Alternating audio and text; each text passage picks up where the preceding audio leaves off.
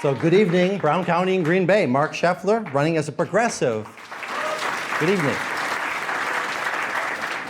I'm running a progressive winning campaign to deliver Wisconsin's 8th congressional district seat back into the hands of progressive Democrats like you and me.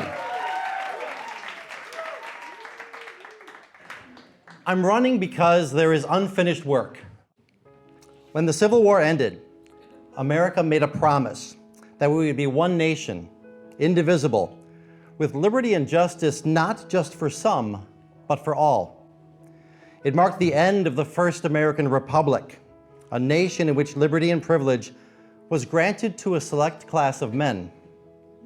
It marked the start of our second American republic, a promise written in blood, paid for by lives that believed this country could be more and could be better than what our original framers intended. And yet, more than 150 years later, that promise is still unfinished. The war ended, but the struggles continue. The struggle for equality never did end. The chains were broken, but new ones were built. Chains of poverty, chains of prejudice, of political cynicism that tries to tell us that we're too divided today to do anything, to solve anything together.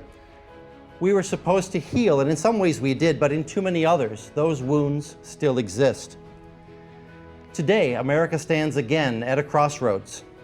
The forces of division are loud. The temptation to turn away from each other, to stop believing in the common good, is strong.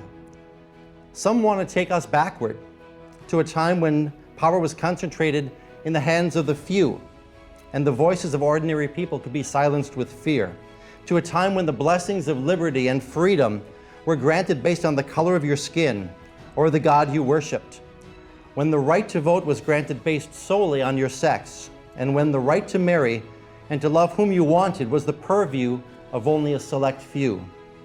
I believe the unfinished work of the post-Civil War era is our work now, not to refight old battles, but to finish what those before us began, to continue to build a country that finally lives up to its own ideals.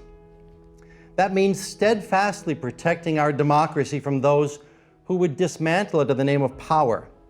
It means recognizing that equality isn't a slogan, it's an everyday responsibility, an act of courage, of listening, of choosing kindness when it's much easier to hate. And it means creating an economy that serves people, not just profits.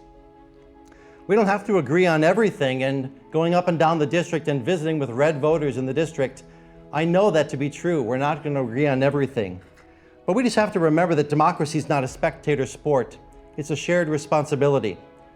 To flip 30,000 votes in this district, to win this seat back for progressives like you and me, is going to take outreach to red parts of the district, and I'm ready to do that. I'm eager to do that. It's in my blood. My mom's side of the family were all farmers growing up in rural Marathon County. My dad's side of the family worked in the paper industry. I spent my entire growing up years in the North Woods. I know how hard it is in rural Wisconsin. I know firsthand how hard it is. And it's a shared responsibility that we reach out to them and we show them a better way. Lincoln called it the great task remaining before us, to bind up the nation's wounds and to care for one another. That's the spirit of this campaign, of my campaign. I'm running for Congress because I still believe in that unfinished work.